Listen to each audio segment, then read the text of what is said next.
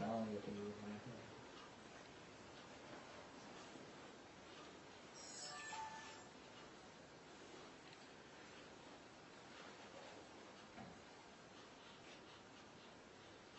Before I start, I want to start on a lighter note. That announcement about switching off the mobiles, that reminds me, many years ago when mobiles were just coming into India, one little boy in Deoghar, so intelligent, school boy, I think class 6 or 7, he asked me, Maharaj ji, aap log 3 baar Shanti kyun bolte? Why do you say Shaum Shanti, Shanti, Shanti 3 times? Why do you say Shanti 3 times? So I explained, because, see, there are 3 types of obstacles. Adhyatmik, Adidaivik, Adi Bhautik. So we pray for Shanti, the cessation of all these obstacles. And then the boy said, 3 Shanti se kaam nahi chalega. 3 Shantis are not enough. Aapko chauthi Shanti chahiye. You need a 4th Shanti. 4th Shanti, what is that? A mobile Shanti.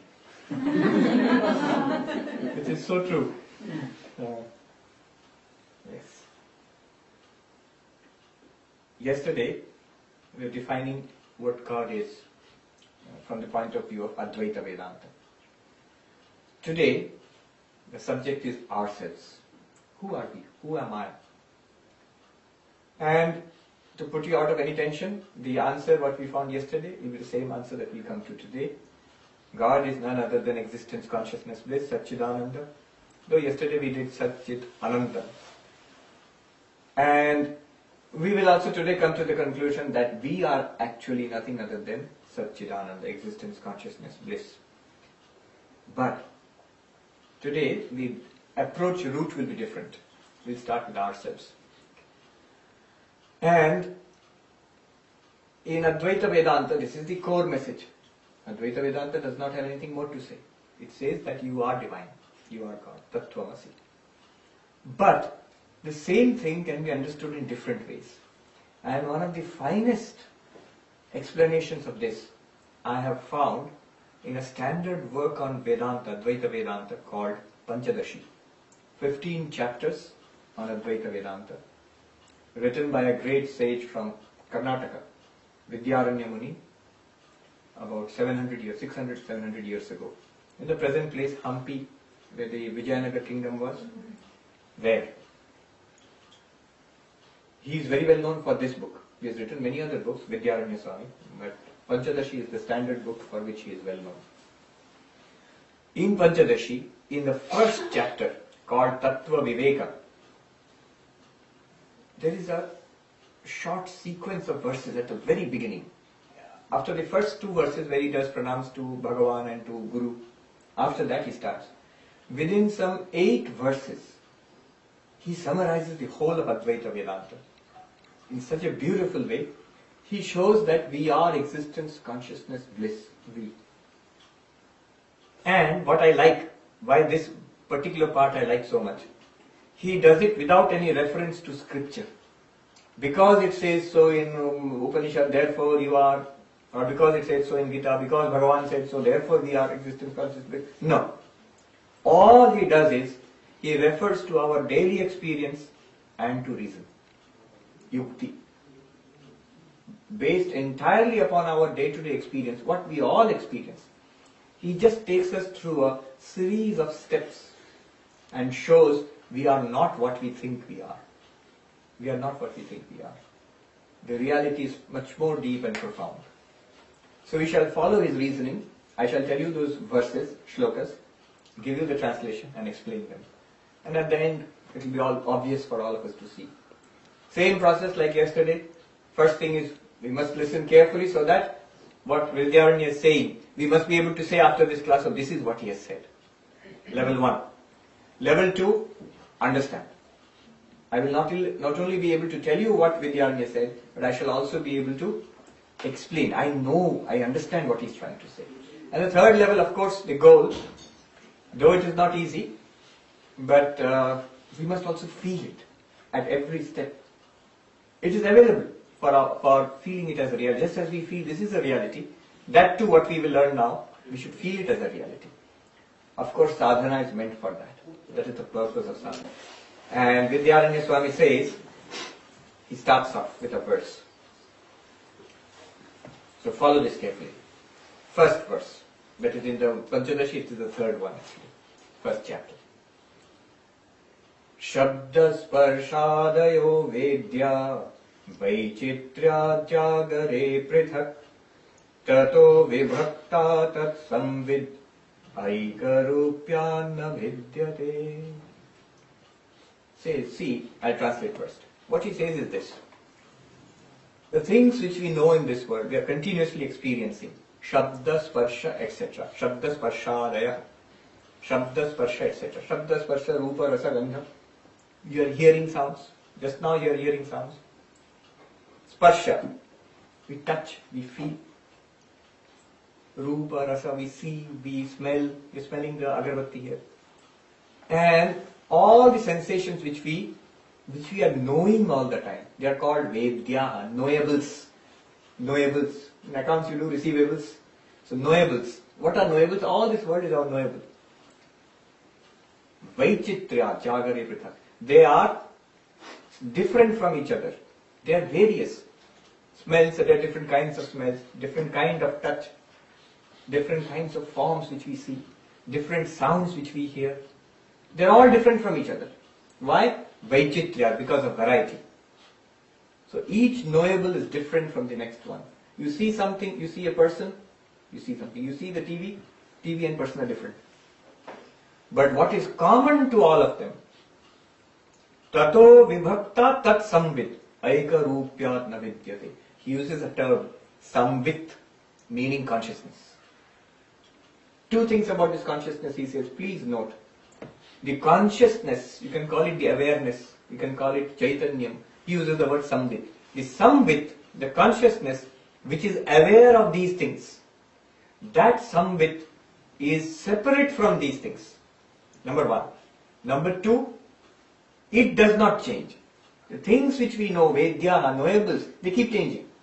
We see one thing, then we see number two, number three, number four.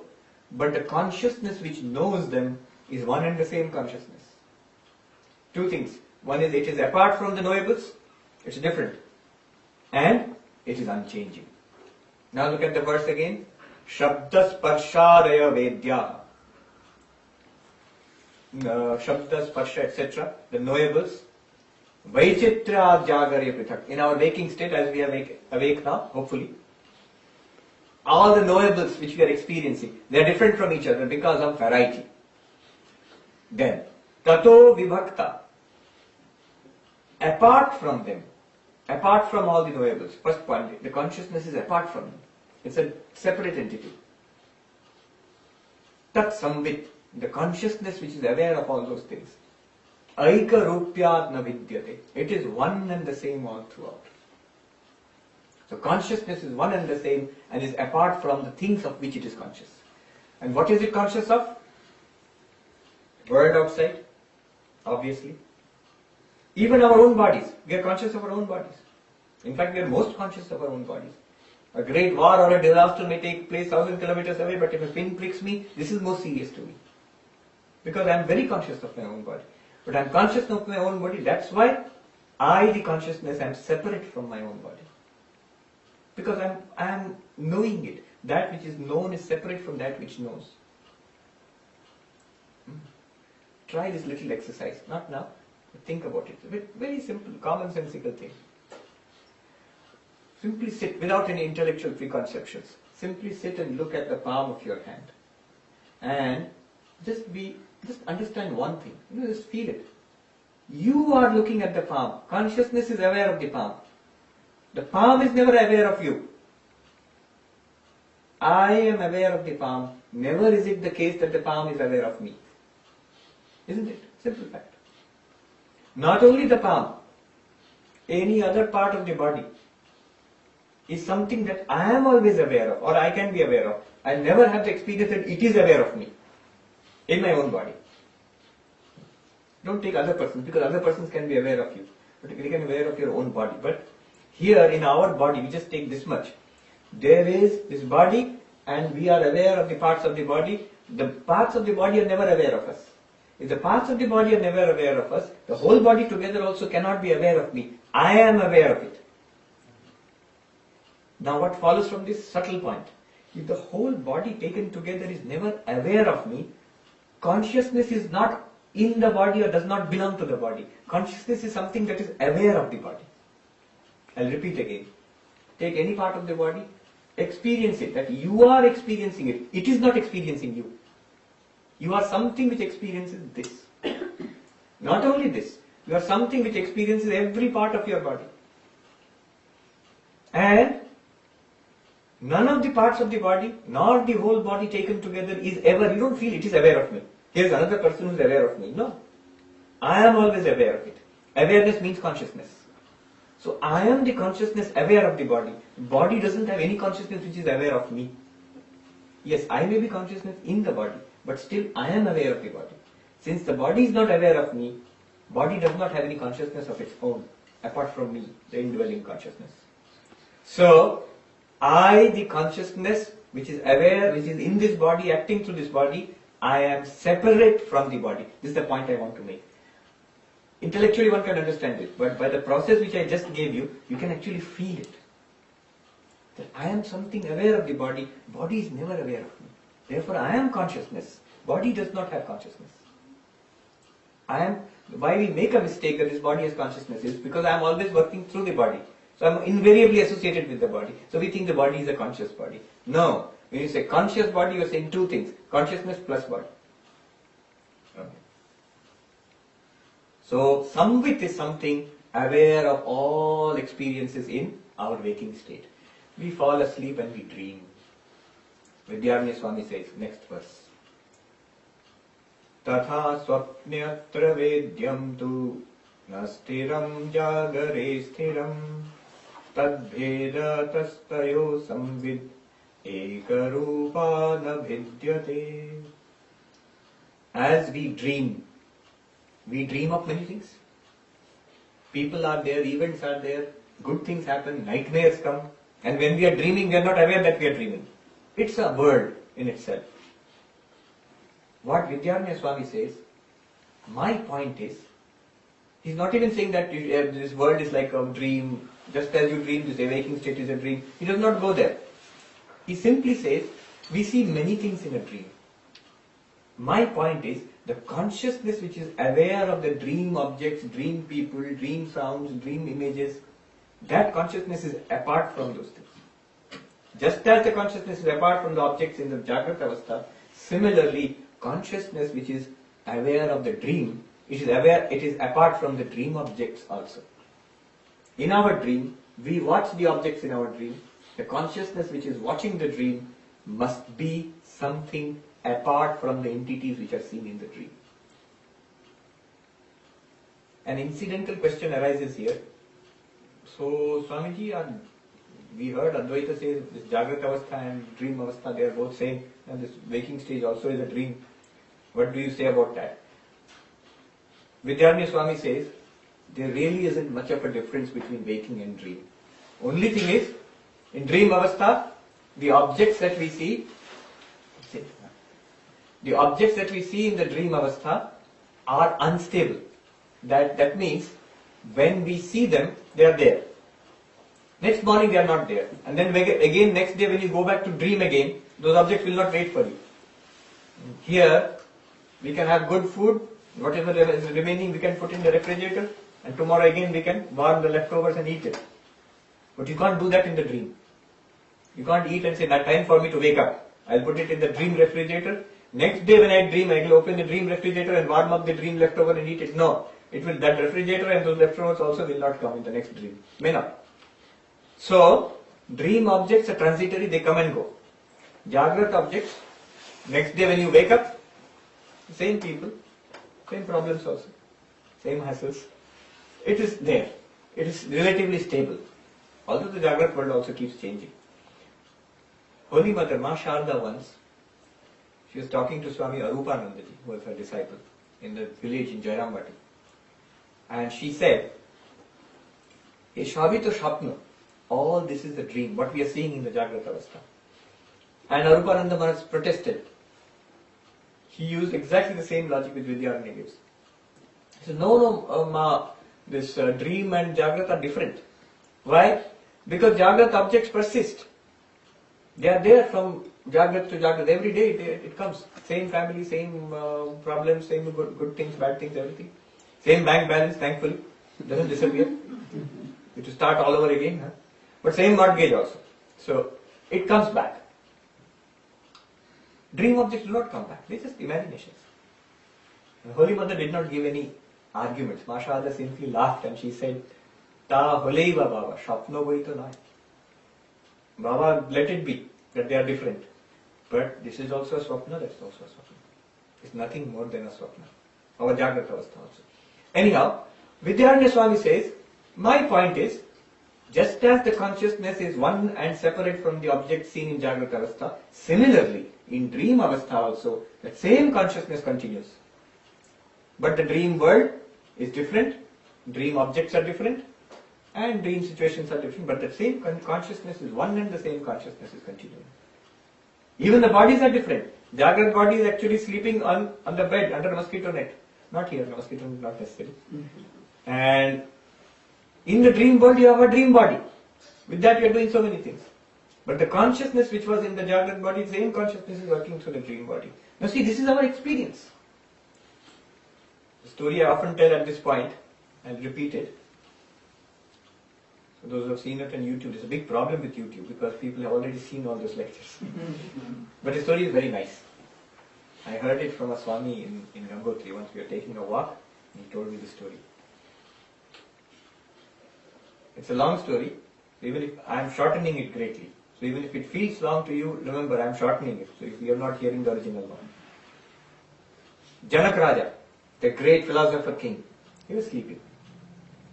Suddenly, the sentry ran in, the soldiers. Sir, wake up, the enemy has attacked. We are under attack. We must go and fight the enemy. Janak Raja got up and he got his armor and bow and arrow and swords. Let us go, led the army out. Heavy fight was there, big battle. And unfortunately, Janak Raja lost the battle. His army was defeated. He was captured by the enemy, dragged before the enemy king, exhausted, bleeding. The enemy king said, you are a king, so I will not execute you, I will not kill you, but I shall banish you from this kingdom. You are hereby persona non grata, out of this kingdom. What could poor Janak Raja do? He started walking. He asked for food here, and people refused to help him. So you are a good king, sir, but the new king is very cruel. If we help you, he will kill us. He walks and walks and walks, comes to the border of the kingdom, goes over the border to the next kingdom. He's exhausted, traumatized, humiliated. He sees this long line of beggars standing for anna. Rice is being, food is being distributed. He stands there. And slowly comes to the head of the line. By that time, food is finished. He's stunned, old man. The man who was distributing looked at him and said, you seem to be from a good family. You've fallen on hard times. So I will give you this bowl and that last, I don't know what, the starch which is left over at the bottom. You want that? And poor Janaka, what could he do? He said, yes, give me that, give me something. So he gave him that. And Janaka with trembling hands was about to lift the bowl to his lips, and in a kite, it swept down, he dived upon that and knocked the bowl from his hands. And the bowl went rolling in the dust and the starch fell in the dust, and Janak Raja could not do anything, as he told me, the sadhu told me. Ha-ha-kar karte hue gir gaye. He fell down.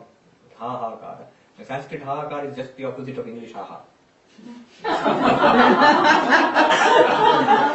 In English, ha-ha means this, amusement, happiness. Sanskrit ha-ha-kar means alas, I am undone. So much suffering. So he said, he fell down crying and woke up sitting on his bed, just, hammering, sweating. And the soldiers ran in, sir, anything wrong? At this point we would have said, oh, it was a nightmare. He said, everything is alright, I've woken up now. But Janak Raja was a philosopher. He said, ye sach, ya wo sach. Is this true or was that true? Soldiers did not understand. They were scared, they went to Maharani. Maharani came. Old man, what is wrong with you? Ye sach, ya wo sach. First tell me, is this true or is that true? What is this? What is that? Maharani also could not understand. Called the Vaidya, doctor. Doctor came and examining his pulse. Are you feeling unwell, sir? Tell me, what is wrong? Yes, such. Yeah, was such. It goes on like this. Minister also comes, same problem. Next day in the morning, the great sage Ashtavakra has come to the capital. And he hears in the bazaar, rumor. So even without internet and everything, news spreads very fast. Janak Raja, our king, has lost his mind. He's sitting in the court and saying, yes, such, yeah, was such. So Ashtavakra went there and he saw exactly it is true. All those ministers, officials, army people, queen, all they are sitting, gorgeous throne. Janak Raja is sitting there. Whatever happens, he's saying, yes, such, yeah, was such. I can imagine somebody comes with file, sir, please sign this. Yes, such, yeah, was such. It really happened, I'm telling a story. It's like a Purana, I'm going with story within story. But actually, there's a real incident in UP. A very senior police officer. He became a great devotee of Krishna and Radha. And he felt that he is Radha, or a gopi. A very senior police officer, Director General of Police. And next day, he came to the office in a sari. Yes, imagine this big man with a moustache and all, with people with machine guns protecting him, with a choli and all, with like that. He came dressed and singing Krishna Krishna. He danced into his office. It came out in the newspapers, and he did all the work. People are coming with files and all. He will sign everything, but once in a while, he start chanting the name of Krishna and dancing around the office. So the government was in a great fix. What to do with this fellow? And they searched the service rules, nothing there against it. That if such and such officer wears sari and dances in the office, no such case is recorded in history. Luckily for the government, state government, he himself resigned. He said, I don't know how genuine he is or whatever he is. He said, I will go to Puri, Jagannath, and I'll spend my days as a dasi. I'll be the sevak of Lord Jagannath and I'll spend my days singing the name of Krishna. Now that must be something to him because giving up a top IPS officer's post and something. So he went and it seems that it was reported in the papers when he landed in Puri, in the train station, thousands of people. It's India, Immediately they started following him. Anyhow. And the sad end to the story was, after that one constable was highly inspired.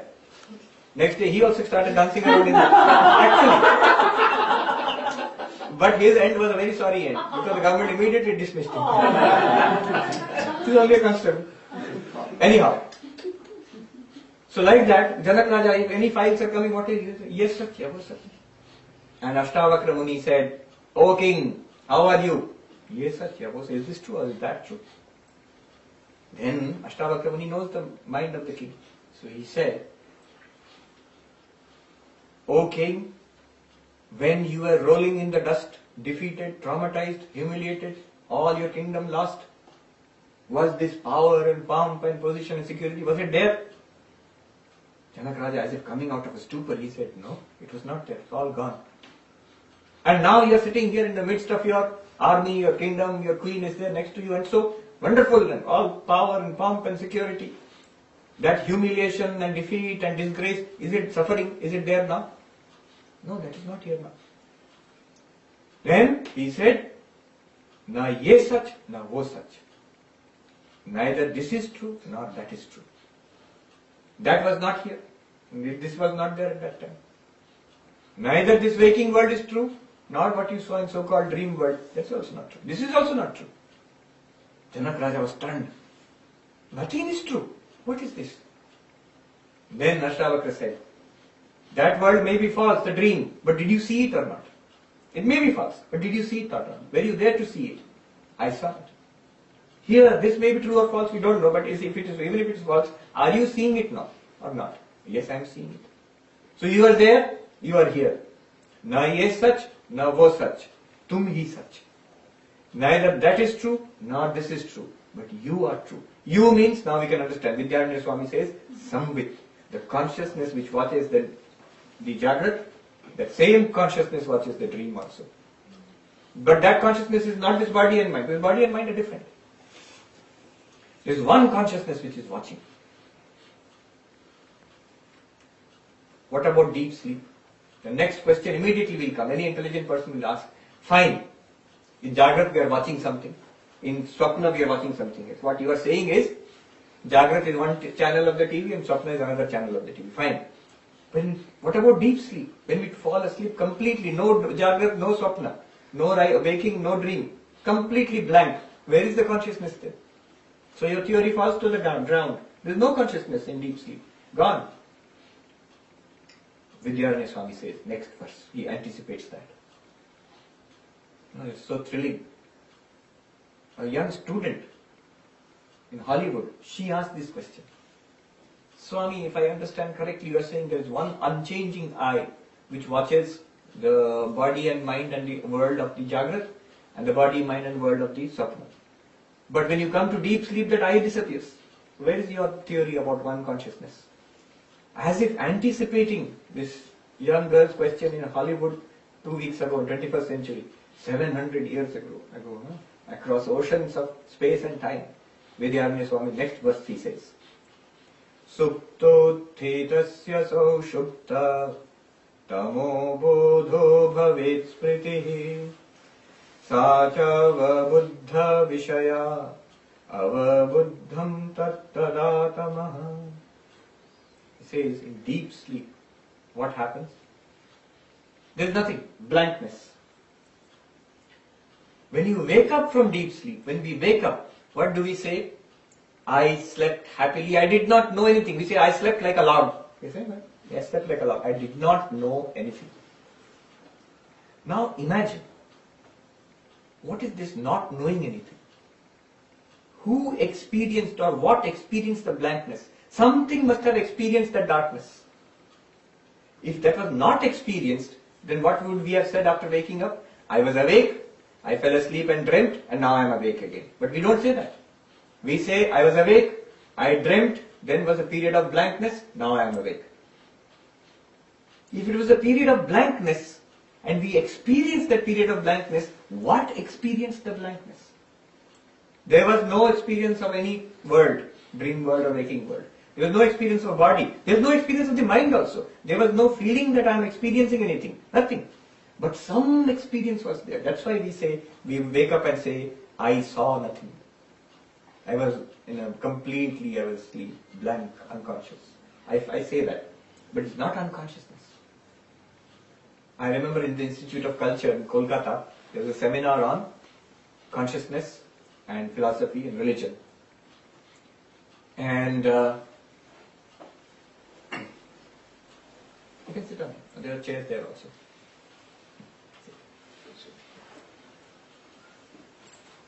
And there were philosophers, there were scientists, people from religion, monks. The discussion was going on. Now one philosopher of Sankhya, he stood up and he asked the neuroscientist, Doctor, let me ask you, in deep sleep, according to medical science, is there consciousness or not? The doctor said, according to our definition of deep sleep, brain is active but consciousness is not there. Our definition is deep sleep is a state of unconsciousness. There is no consciousness in deep sleep. And the Sankhyan philosopher, he said, according to Indian philosophy, there is only consciousness in deep sleep. According to modern science, there is no consciousness in deep sleep. What does it mean? Imagine as children, I give this example often, as children, we used to play at night in winter in India, you'd have this razai, kambal, we call it comforter here.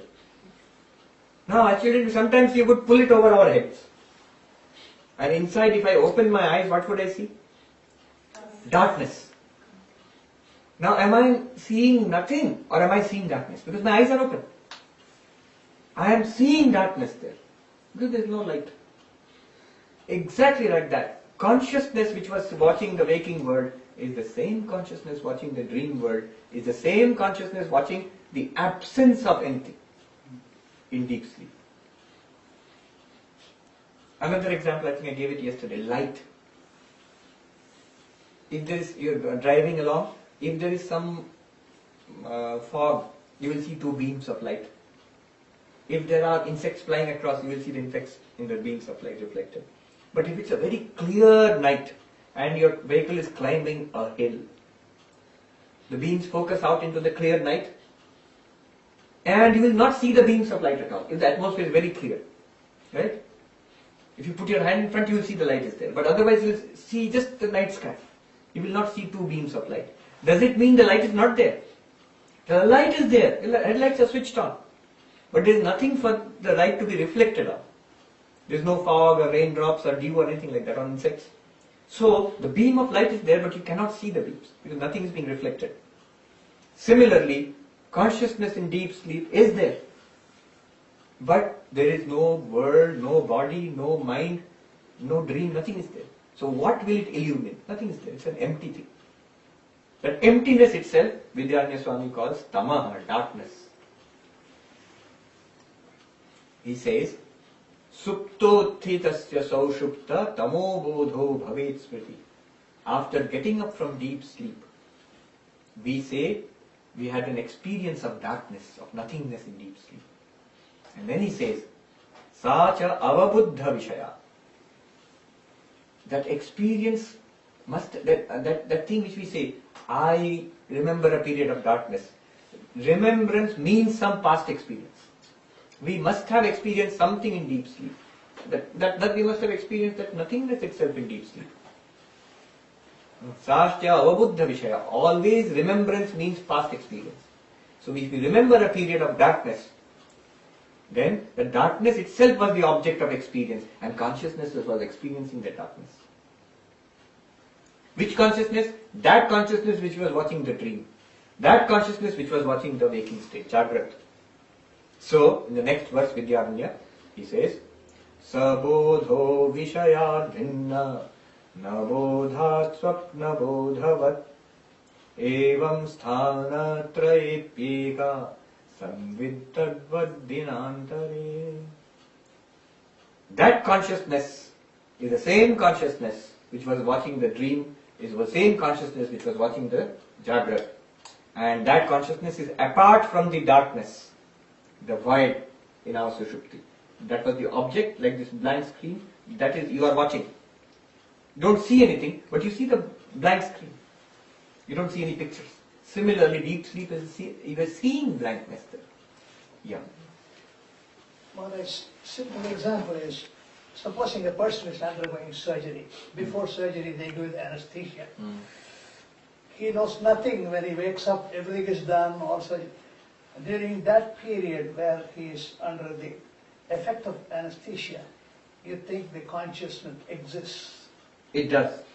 Only the consciousness does not function through the mind and the body because it's cut off by the anesthesia. So hopefully it does not function, otherwise it will be tortured. If you're somehow awake inside and you're cutting and all that. But consciousness is there. It's just not acting through the mind and body. I will tell you a story. It's a little scary. I told, if you have got strong nerves, it will not affect you. But I heard this from a doctor. There was the consciousness seminar in the valedictory session. One Dr. Sharma from the Neurosciences Institute in Delhi. He was giving the valedictory address. I still remember. He himself was very moved by the seminar. So he said, I'm sharing something with you which we had suppressed. Something that we just cannot explain with our modern medical science. Imagine, he's a neuroscientist and he's the head of the Neuroscience Institute, of the Neuroscience Department. What was the incident? A Bengali lady had an accident and a head trauma, went into coma. She was transferred to that institute in Delhi. And she was in coma. And they saw there was no chance of coming back. She was still alive, but in a coma. And no response. So they diagnosed heavy brain damage. Then, one day, just 2-3 days after that, one young Bengali doctor actually was walking past those beds taking the symptoms, the readings. And this doctor was walking past taking the readings and he was humming a Ravindra Sangeet, Bengali Ravindra Sangeet, this doctor. Now he came to that lady's bed and he was taking the whatever readings were there. And he was humming one line of the Ravindra Sangeet and he could not remember the second one. And that lady sang the second one. who was in coma. The doctor was so stunned, he ran to this Dr. Sharma, the head of the institute, and said, "Sir, you have got to come and see this." And the doctor believed him because he was a responsible person. They immediately took her to the ICU and fMRI tests were done. No change in brain function. Nothing. And the most stunning thing was, 2 days later she died. And when they performed an autopsy, they found the brain, most of the brain had been ruined many days ago. Brain had been severely damaged several days ago. It had just been smashed. It's impossible for a person to have higher skills, motor skills, auditory skills, cognition, with that kind of damage. Just the autonomic system was going on. And yet, without the brain also she acted like that. How is it possible? She heard something, she understood it, remembered it, and used her vocal cords and all to sing out that line of the song. He said, "We don't understand this. We simply suppress the whole case. It cannot be explained at all by any kind of a medical science." Anyhow, so the consciousness is there in deep sleep, in anesthesia also. But not that you are aware of the pain. That's horrible. You will not be aware of anything, just like deep sleep.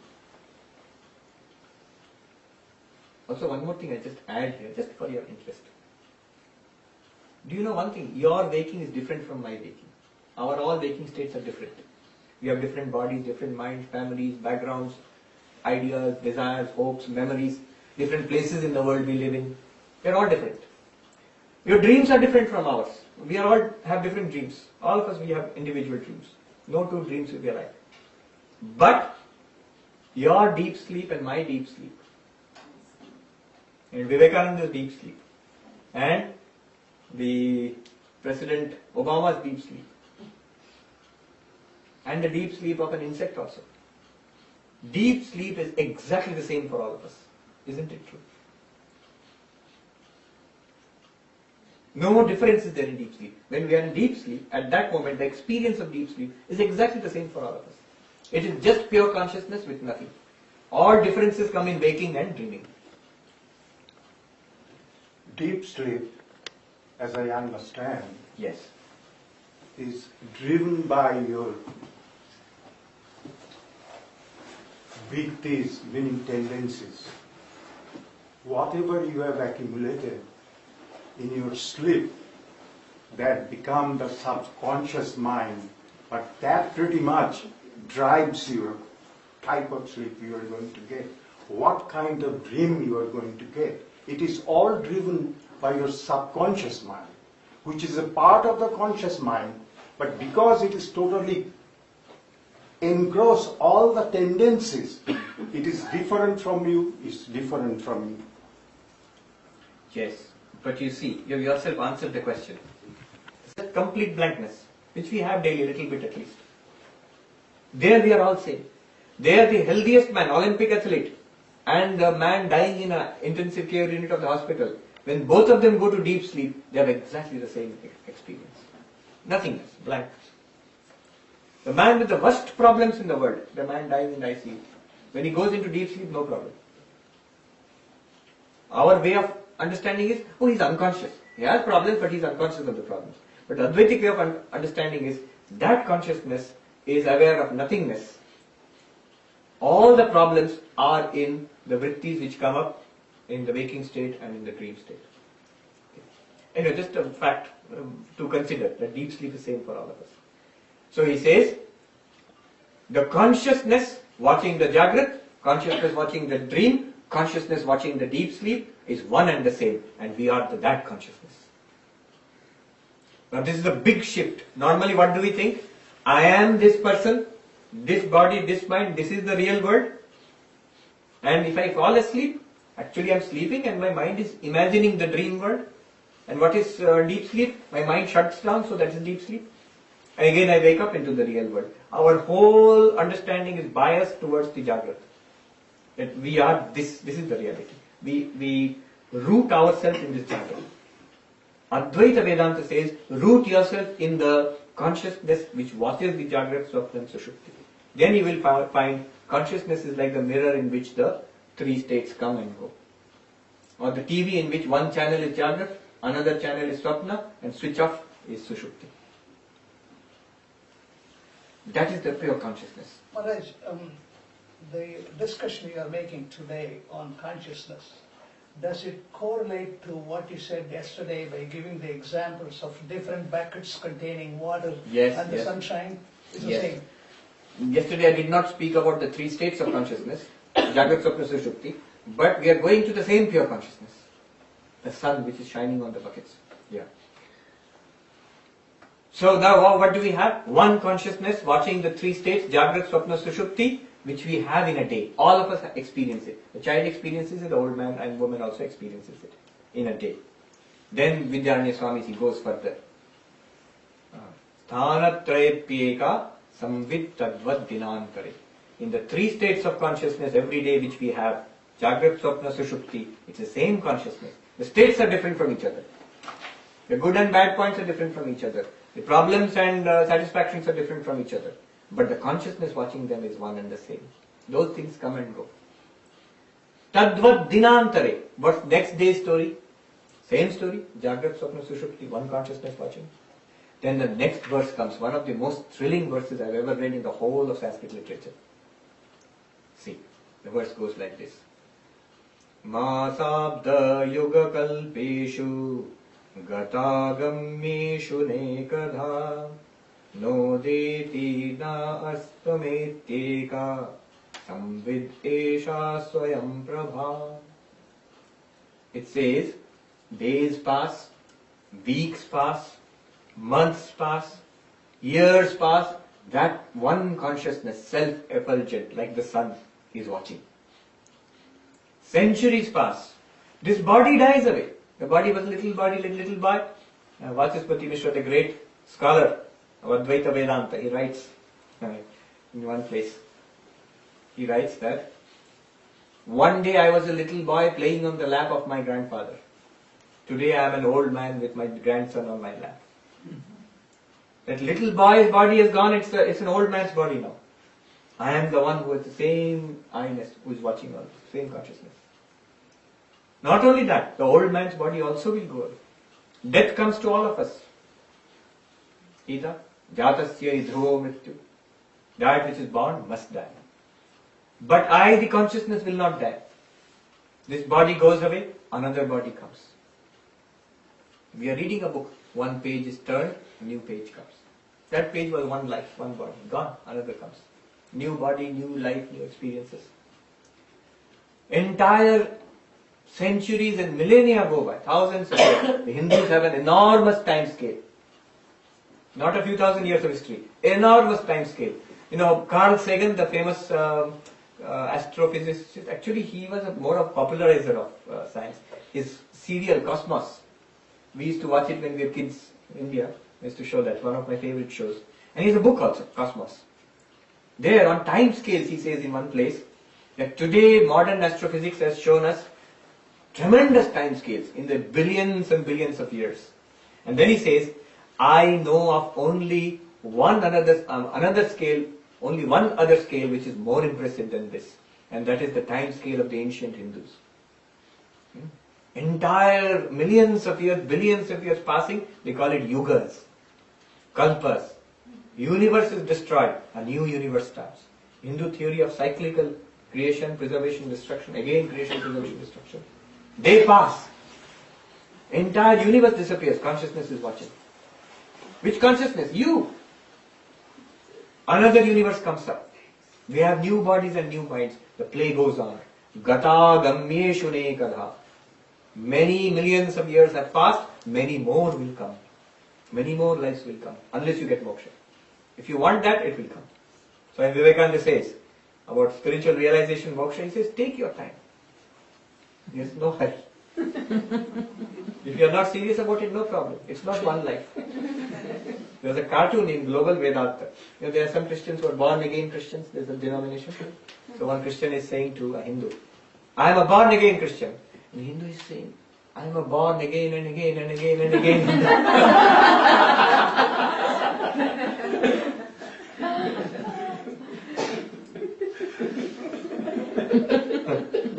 So, katha gamyeshu nekadha. But what about consciousness? All this comes and goes. What about consciousness? No deti nastameti. The sun of consciousness neither rises nor sets. Day to day, our sun rises and sunset. But if you go to the sun itself, no day and night is there. It's always blazing forth. So neither the sun of consciousness rises nor does it set. It's ever illumined. Samvid eka swayam prabhat. One consciousness. It is self-effulgent. This is what we are. Pure consciousness, immortal. Bodies have come and gone. Lives have come and gone. They are immortal. Immortal consciousness. That is what Shankaracharya sings when he says, Chidananda Rupaha Shivoham Shivo. I am consciousness and bliss. Yes, question. So if someone figures out a way to connect consciousness to the present, like mind and body, then I guess there can be interchange of lot of information. But connection of consciousness to mind and body is there right now. Consciousness is connected to mind and body. You're saying if the same consciousness gets connected to another mind and body, you can get information from that. Download. You're an IT guy, right? Yesterday I was saying, this question came up yesterday. Can we not, if I am the one consciousness everywhere watching, as I know the contents of my own mind, can I not know the contents of all minds? The knowledge which is there in a PhD, Nobel Prize winner in Texas University, can't I download his information into my mind? The answer was no, unfortunately. It doesn't work that way. Why? When I say I know, then I know this whole thing is taking place in my mind. This whole drama is taking place in my mind. The consciousness just watches. Just as consciousness is revealing in what the contents of my mind to myself, here, same consciousness is revealing that to him in his own mind. But knowing and remembering and all these things are functions of each individual mind. I told you the other tragic story of the boy from Netherlands who wrote to me with the Malaysia Airlines plane which was shot down over Ukraine. And he wrote that my best friend, she died in that crash. She was killed in that crash. Can I know the contents of her mind? You say we are one consciousness. I heard your lecture. Can I know the contents of her mind in the last moments of her life? And I said, no, unfortunately that's not possible. See, knowing something is an activity of the mind. Individual to limited to every mind. But what makes us aware of this is the consciousness. Is the consciousness there. You have to distinguish between the mind and consciousness. It's more or less easy to distinguish between myself as a knowing entity and the body even. But myself as the knowledge and the consciousness knowing it, these two are different. Right? Okay. So this is one consciousness. Now I'll just stop here and take a short break to tell you what we have got so far. We are one immortal pure consciousness. Why am I saying pure? When it gets connected with the mind, it is a what we call saguna, with a particular mind, qualified. Without the mind in itself, it is just like pure light. It's not knowing anything particularly or remembering anything particularly or seeing anything particularly. Knowing, seeing, remembering happens when consciousness illumines a mind and a body. So it's called pure consciousness. And that is one and immortal. Now here is something that Vidyaranya Swami takes for granted, which must be explained a little bit more. What's the time like now? How am I doing for time? 45 minutes. We are in no hurry. This pure consciousness is Chit, as we saw yesterday. Jnanam, the secondary meaning, implied meaning of Jnanam we saw yesterday is Chit or Chaitanya. This pure consciousness we are talking about, what Vidyaranya calls Samvit, is also this Chit, pure consciousness. Now, I will show you how this pure consciousness is also Sat, pure existence. There is a bit of logic here, which Vidyaranya has not explained, but I'll just put it to you. Some things, some properties of things are intrinsic properties, some are extrinsic properties. What does it mean? Some properties belong to the thing itself. As long as that thing is there, it will have that property. Some properties come and go. For example, you are boiling vegetables. On the stove, you put a pan with water and on that you put the vegetable. Vegetable is boiling. Vegetable is hot. Now the question is, does that heat belong to the vegetable? No, it does not. Because the moment you take it out, keep it, after some time it will become cold again. How did it become hot? It borrowed the heat from the water. Boiling, bubbling water. Does the heat belong to the water? Water is hot, but does it belong to the water? It is not intrinsic to the water. Why? Because the moment you take it off the fire, after some time it will become cold. Heat does not belong to the water. Does the heat belong to the pan? No, it does not. Though the pan is very hot, after some time it will become cold again. Does the heat belong to the fire? After some time the fire will become cold again? No.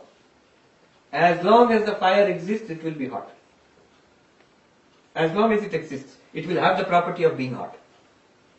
That's the way they understand intrinsic property. If you take the fire to Siberia also, it will be hot. Hot or cold?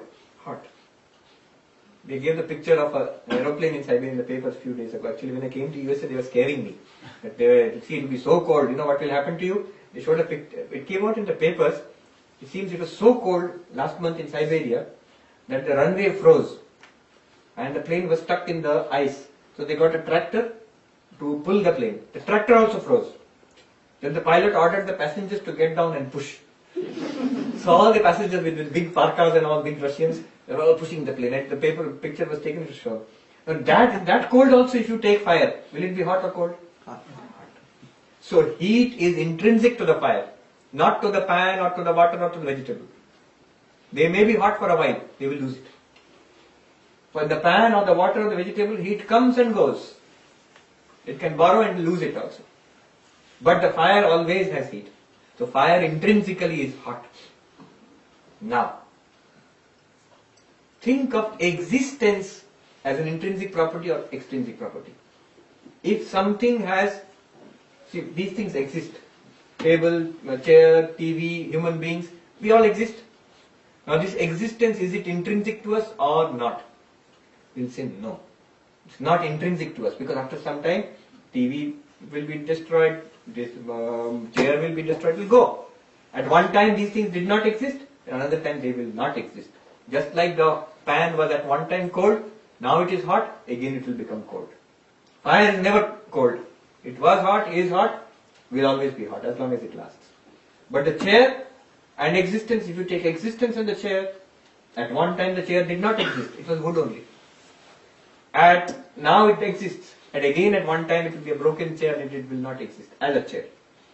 So the chair does not have intrinsic existence. Intrinsic property? Is the existence an intrinsic property of the chair? No. Chair will go out of existence. It comes into existence, it goes out of existence. Let me finish this. It comes into existence, it goes out of existence.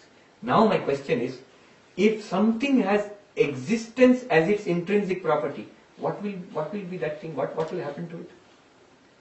It will neither be born nor will it die.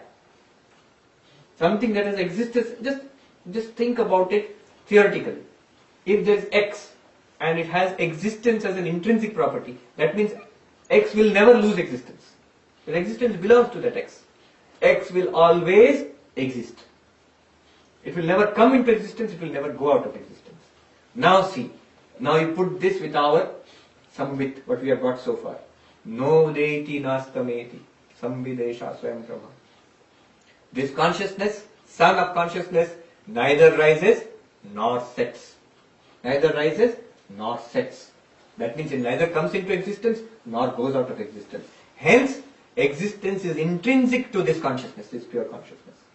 Hence, Chaitanyam has Sat, or Chaitanyam and Sat are one and the same thing. Sat is intrinsic to Chaitanya, pure consciousness, not the changing consciousness which we are experiencing in the mind now. So the pure consciousness is also pure existence. Did you see the chain of logic? Pure consciousness is also pure existence. Therefore, till now what have we got? We are the one unchanging immortal consciousness. The moment you say immortal, you are already introducing existence there. We are Sat and Chit. Now, we got this yesterday also. But today, one more thing. Ananda. We always say Satchidananda. Chidananda Rupa Shivoham. What about Ananda? Now Vidyaranya starts in 2 verses.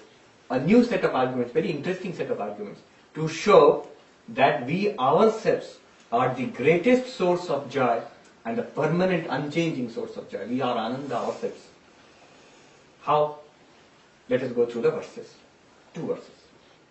Iyam atma parananda parapremaspadam yatah mana bhuvam hi bhuyasam iti prematmanikshate. We ourselves, this self, is the highest bliss. Why? Look at the logic. Logic is this. Those things which make us happy, we want. If we have it, we like to keep it. If we don't have it, we try to get it. Those things which do not make us happy, if it is there, we try to get rid of it. If it's not there, we try to avoid it. Now, if something is there which we want to keep always, what would it mean? It is a source of joy for us. I want it to be there. There is something I always want it. Why? Remember, the logic is, if I like something, I will want it. So that means the things which I want, they give me happiness. Things which I want, they give me happiness. And those things which give me happiness, I want to keep. Now, if there is something which I want and I want to keep forever, the conclusion will be, it is forever a source of happiness for me. Otherwise, I wouldn't want to keep it. Then Vidyaranya says, nobody ever wants to die. Nobody ever says, let me not be. Immediately, Maharaj, what about suicide? Suicide is always because of some problem, either in the world, or in relationships, or in the body, or in finance, somewhere. Mental problem, physical problem, financial problem, world problem, something is there. If you correct that problem, the person will not want to die. House, lost, foreclosure, I'll commit suicide. No, take your house back. Oh, I will not commit suicide. So, nobody wants to die. Everybody, Vidyaranya Swami says, Mana bhuvam hi bhuyasam.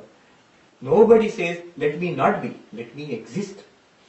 Apply that logic here. If I want myself all the time to remain, then I am my permanent source of joy. You got the logic. I must be, in some way, I must be the permanent source of joy for myself. That's why I always want myself to stay. Iti prematmani ikshate. Okay, in this shloka we have got that we ourselves are the permanent source of joy. I'll summarize the arguments again once more, so you will get it again. Now I am the permanent source of joy for myself. What about the highest source of joy, ultimate joy? Next verse. It will show that you are yourself the ultimate joy for yourself. Very interesting argument. The next set of arguments is this.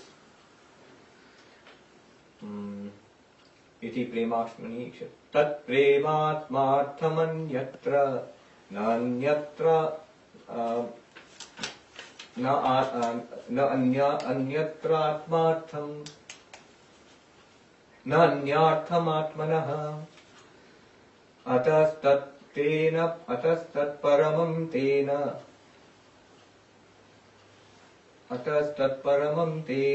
paramanandatatmanah. So the verse says, Tat prema atmarthamanyatra. All the things which we like. Now let me give you this little example. The child plays with a toy. The mother loves the child and mother loves the toy also. Which one does the mother love more? Obviously. And why does the mother love the toy? Because the child loves the toy. You love the toy for the sake of the child. Right? And if the toy is loved for the sake of another thing which is loved for itself, now that is always loved less. That which is loved for something else is always loved less. That which is loved for its own sake is loved more. Job. I love my job. Why? Because of the money it gives me. Great. I love the money. Why? Because I can buy the things which I want for the family. I love those things. Why? Because they bring happiness to the family. I love the family. Why? Because it brings happiness to me. Now, which is loved more, money or job? Money. Because the job is loved for the sake of the money. Which is loved more, money or the things which it buys? The things which it buys. What is the proof? If I say, don't do the job, I'll give you the money. I'm very happy. If you say, do the job, I will not give you the money. Nobody will do it. Unless you are practicing karma yoga. If you say, I'll give you the money, but you can't spend it, you can't get anything with that money. Nobody will want it. I'll say, I'll give you whatever you want, I just won't give you the money. Fine. I'll say, give you everything. All those things which you can buy, but no family.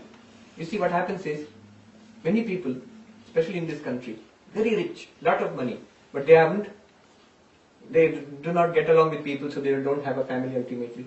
Unhappy. They don't even know why they are unhappy. They have all the money, their houses, the things and gadgets they want, but nobody to want it for. And so they are unhappy. And they don't know why they are unhappy. Nobody is there, no family to disturb them. You enjoy your life, you have got money, still not happy. So all of this is wanted for the family. What is the family wanted for? It makes me happy. So he says, Tat prema atmarthamanyatra. For my own happiness, everything else is wanted. But the self is Atma. The self is not wanted for anything else. It may sound very selfish, but it is true. Even the most altruistic person, one who is doing samaj seva, serving others, I don't want anything for myself. I want it only for others. Doing that for others, does it make you happy or not? It makes you happy. You're a good person, it makes you happy. If it made you unhappy, you wouldn't do that. So ultimately everything is for the happiness of Atma, for the self. And Atma is not for anything else's happiness. Now what was the logic? If anything is loved for something else, that is not the source of greatest happiness. That is the source of greater happiness. Now we find in the chain, ultimately everything is loved for the sake of the self. The self is not loved for anything else. So the Atma itself must be the source of highest happiness. In these two verses, we have got the logic. Let me summarize the logic again about the joy of the self, about that we are our own source of joy. Let me summarize that very quickly. It says, first part of the logic is that we want things which make us happy. Those things which make us happy, we want to keep them. We get rid of things which make us unhappy. Now, if there is something which we want to keep always, then it will always be a source of happiness for us. It must be, otherwise we won't want to keep it. And we always want to keep ourselves. We want to exist, we don't want to not exist. Therefore, this self within, not the body, not the mind, that Satchit self, must be the source of continuous happiness. We never want to get rid of that. So, Atma is the source of continuous happiness. Second, the second set of logic, whatever is loved for something else must be loved less. That other one is loved more. That for which whose sake other things are loved, that is loved more. We find everything is loved for the sake of the self. Nothing is loved, the self is not loved for the sake of anything else. Therefore the self must be the source of highest love. Putting these two together, we have self is the source of constant love and self is the source of highest love or happiness. Self is the source of constant happiness and self is the source of ultimate happiness. That is Ananda. Then Vidyaranya concludes. Finally, shloka. Itham satchit parananda atma yuktya tatha vilam param brahma tayoshchaityam shrutyanteshu padishyate. Hence we have got, what have we got so far? Vidyaranya triumphantly brings it to a conclusion. Simply by yuktya, by reasoning upon our daily experience, we come to the conclusion, we are Sat, Chit, Ananda. That continuous Samvit, Chit. Because it is continuous, immortal, must be Sat, intrinsic existence. Because of these arguments, it must be Ananda also. Hence, by just reasoning on our daily experience, we come to the conclusion, at least the intellectual conclusion. See, remember the first two stages, you should be able to repeat the arguments back, and you should be able to be clear about these arguments. So intellectually it is clear at least. This is important in Jnana Yoga. This thing must be cleared up. Swami Vivekananda says we must clear up the intellectual side first. And Then he says, now open the Upanishad. What is God? What is Brahman? You open the book and it says, Brahman is Satchidananda. Param Brahma Tayoshchaikyam. Param Brahma is Satchidananda. Every Upanishad tells me. And what did I understand by reasoning? I am Satchidananda. The self within. Pure consciousness, existence, bliss. Satchidananda. Therefore, Tayoshchaikyam Shrutyanteshu Upadishya. Shruti means Veda. Shruti Anta, Vedanta. In Vedanta it is taught that Brahman is Satchidananda. And by my own logic, I find that I am Satchidananda, truly understood. I am Satchidananda. Therefore, Aham Brahmasmi. Conclusion. When you presented the argument for Sat and Chit, you used pure consciousness. Yes, sir. Right now. Right now, yes. But when you gave the example of Anand, you came down to the level of mind.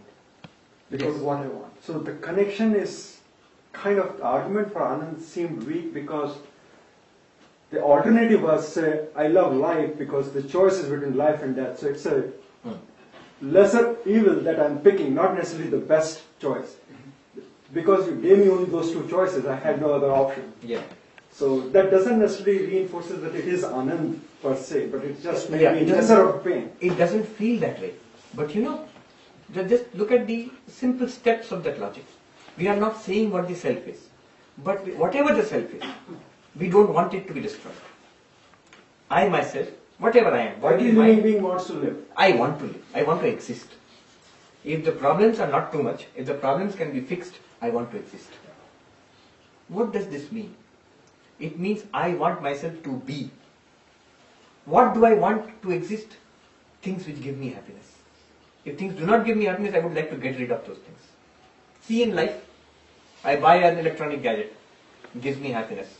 1 year later, this problem, that problem, latest gadgets has come to the market, get rid of it. It does not give me happiness anymore. That one will give me happiness. So the moment it stops giving me happiness, I want to get rid of it. I never want to get rid of myself. It's a very peculiar argument, but it's a very interesting argument. I've never come across it anywhere else. Vivekananda Swami only gives it. See, I never want to get rid of myself. I may want to get rid of aspects of my life, which I don't like, but I don't want to get rid of myself, which means I must be the source of continuous happiness for myself, in some way. Why we find it a little difficult to believe is we don't feel that happiness coming from myself. There's an entire separate chapter in the Taittiriya Upanishad called Ananda Mimamsa. How is the happiness of the self? How is it related to the worldly happiness which we get all the time? How is it related? So just one follow-up.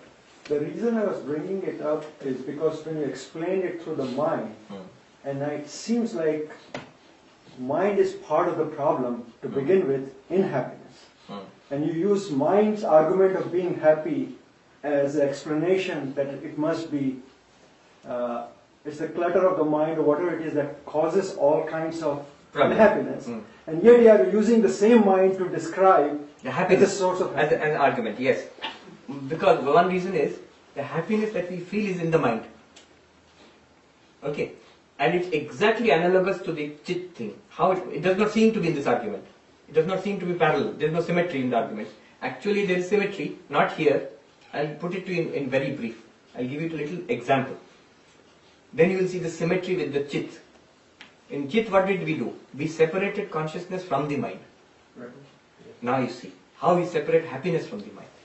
There is a simple story, a very funny story, a little gruesome also, about a dog which had a bone. It chewed on the bone. And while it chewed on the bone, what would happen is the bone would cut its gum inside. And little of its own blood would come out. And the dog would taste that blood and think that the bone is very tasty. So, it would be very happy. Very nice bone. And carefully it would bury the bone and cover it. After some time again it would come and dig out the bone and chew it and get that taste. Now it was tasting itself. Bone had no taste at all. But it felt that the taste is coming from the bone. In the same way, Taittiriya Upanishad, Ananda Mimamsa, it says beautifully, it explains. It's in the same way, what is happening to us when we chase happiness is, we think happiness is coming from something outside. Money, pleasure, like sense pleasures, food, music, possessions, that gives me happiness. It's just like the bowl.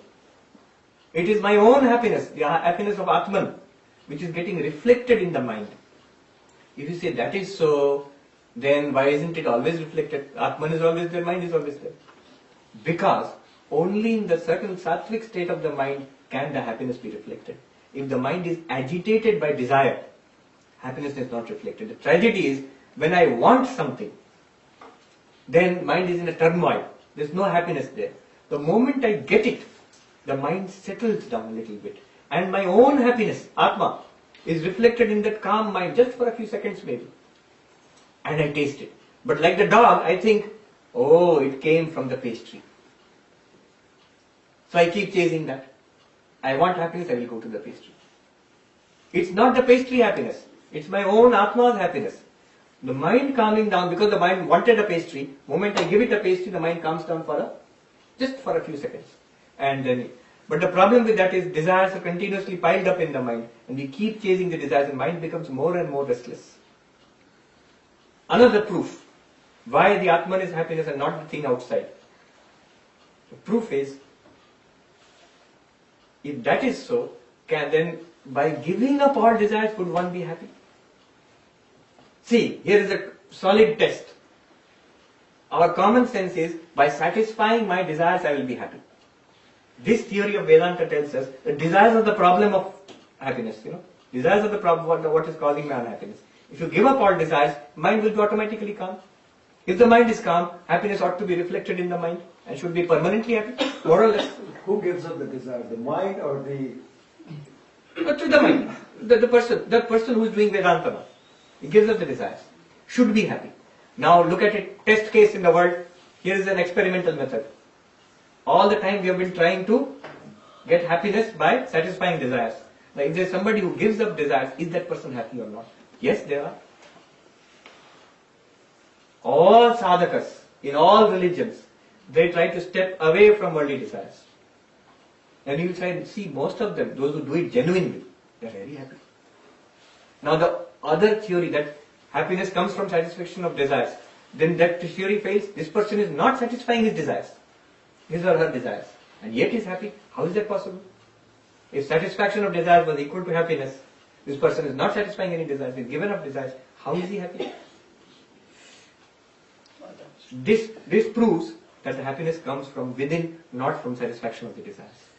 A calm mind, clear and calm mind, especially a mind concentrated on God, gets joy automatically, a kind of pure and permanent joy, which chasing desires you can get, but with great difficulty, and you lose it again and again and again. That's Ananda Mimamsa shows it very beautifully. So one thing I was trying to correlate, right? Satchit Ananda, and then yesterday when you were talking about definition of God, it was Satchit Anandam, right? Now, one of the things is that you said about Ananda is like we love ourselves the most. We don't want to die. We want to remain infinite, right? In our conscious body. Is that how we are different from God? Where God is truly infinite, right? In every space that we were talking about yesterday, right? Whereas we have a finite self, and that's why we are Satchit Ananda versus Ananta. No, you don't put it that way, but one grain of truth is there in what you say, because this always a push is there within us to be infinite. Nalpe sukhamasti. There is no permanent happiness in the small. We are continuously overflowing our desires. We always think, if I get that, I will be happy. But we get it, we are not happy. Then we want something else. This is the story of our lives. We are continuously expanding and going forward. That shows the infinite nature within us. How are we doing for time? Yes, another 5 minutes. Another 5 minutes. Another 5 minutes, Yes. Then Arati. I like to dwell on the word intrinsic. The way I think, I like to explain it. The leg of a table is very intrinsic to the table. Because if the table loses that leg, it is no longer a table. If you think it's no longer a table, then it's intrinsic, yes. Okay. With regard to fire, I think if we ask the question, what is the intrinsic quality or character of that fire? The answer, which Vedanta or you didn't put it in thought, there is such a thing called energy. In the whole discussion, energy level, creation is energy. Any product of the nature is an energy. That has some potential explanation. When you take that energy out from that flame, that is no longer the character of the flame. So the flame loses its intrinsic value when the energy level is reduced to zero. You are putting it in more scientific terms, but you see, when you say heat, it's because of the high energy of the flame. In that way you can understand it. But remember, all these are used as examples. Right. The point is not about flames. Right. The point is about the Sat and the Chit. That Sat and Chit are intrinsic to each other. So when I come to the mind, when it comes to my mind, what is the intrinsic property of mind? If I say my ability to add and subtract is one of the qualities. Second is add and subtract is a very difficult task. When mind runs the mind, you are in trouble. Because the mind that runs the mind either wants to make an addition or tries to make a deletion. Like, I don't like my wife, I like to get rid of him.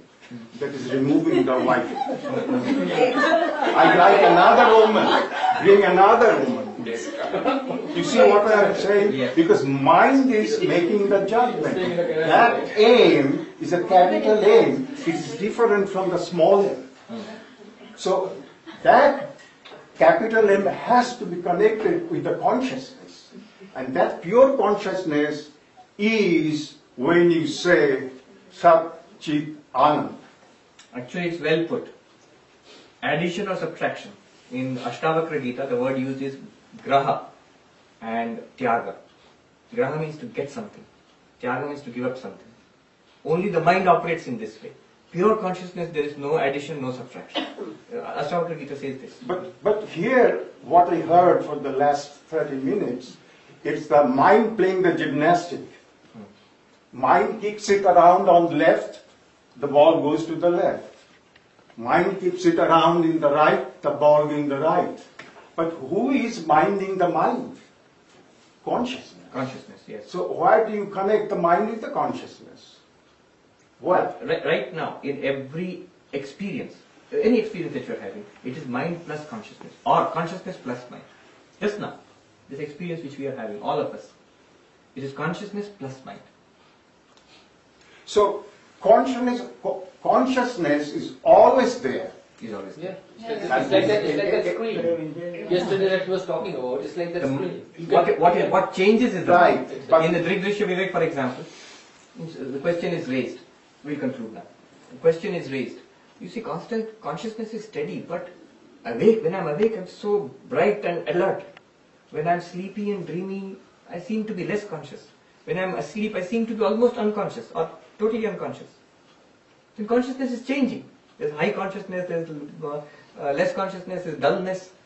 And the answer given is, these changes, apparent changes, are not in consciousness, are in the reflecting medium, which is mind. When mind is awake and bright and functioning, it's called waking state. When mind is in a half active state, it's called a dream state. When mind shuts down, it's called deep sleep. Consciousness is one and steady. So we must make that bifurcation. We'll take it up during Prasad. Any more? One more question, Okay, I'll this. leave it here. Okay. In the Western side of the world, subconscious mind is a big word, set of big words. And most of the studies has done in that regard. My question is in the Vedanta platform, where is that subconscious mind? Yes. Vedanta is concerned with the consciousness which illumines the mind. The whole point is to understand the consciousness as apart from the mind, as illumining the mind, as our true self. Not the mind as self, number one. Number two, what we would call samskaras are something that can be related, if you want, to the concept of the subconscious, to Freud's concept of the subconscious. And one last thing, in the Western world, in modern psychology and psychiatry, this whole concept of Freudian psychoanalysis and subconscious is now again under a big question in a cloud. Now, for example, in psychiatry, they're moving towards cognitive behavior therapy, where less emphasis on Freudian psychoanalysis, more emphasis on thinking patterns, not on subconscious. So that thing is a little under a cloud now. And there were articles, I read a layman's article on Time magazine and all, why Freud is no longer fashionable in psychiatry. Nowadays it's more medicine plus counseling, not so much psychoanalysis. At one time in this country especially, psychoanalysis was all the rage, it was fashionable. Who is your analyst, who is my analyst? And who charges more dollars? So that has gone down a lot. Is Jungian philosophy less popular now because it grows in the same group as Freud. But it has left its impact more on literature and philosophy and literary studies, post-colonial theory, and so many other things, postmodern thinking. So there are some similarities with Freud and Jung there. But the psychologists themselves, and more than that, the psychiatrists themselves, have stopped using that or reduced that. They're concentrating more on medicines because better medicines are available now, and they're concentrating on counseling. And the counseling is cognitive counseling, not psychoanalytic. Anyway, that's apart from the... So we end here. Om Shanti Shanti Shanti Hari Om Tat Sat Shri Ram Krishna Arpanam.